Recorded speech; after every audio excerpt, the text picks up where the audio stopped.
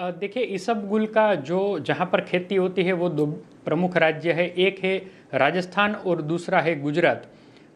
जितना भी माल होता है वो एशिया की सबसे बड़ी स्पाइस मंडी ऊंझा में आता है और वहाँ से पूरी दुनिया में जाता है। और 90% जितना भी हमारा क्रॉप होता है, सालाना 30 लाख बेल है वो इसबगुल होता है और उसमें 90% इसबगुल है वो अमेरिका और यूरोप में एक्सपोर्ट होता है। अब समस्या कहाँ खड़ी होती है? समस्या यहाँ से शुरू हुई कि गुजरात ने इसके ऊपर 0% जीएसटी लागू की।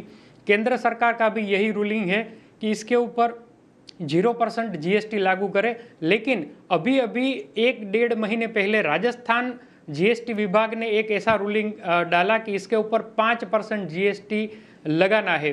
तो जो किसानों के पास ट्रेडर्स खरीदारी करते हैं ऊंझा और आसपास के एरिया में, उन्होंने पिछले 25 दिन से खरीदारी बंद कर दी है। सालाना 5,000 करोड़ का ये कारोबार है और हजारों किसान है वो अब इसबगुल लेकर ऊंझा तो आते हैं, लेकिन उनके पास कोई खरीदार ही नहीं होता है, क्योंकि ट्रेडर्स को ऐसी आशंका है कि अगर हमने यहाँ से इसबगुल की खरीदारी कर ली और पिछले दिनों से अगर क्वेरी आ गई तो बहुत ही बड़ी पेनल्टी भी इसके ऊपर लग सकती है।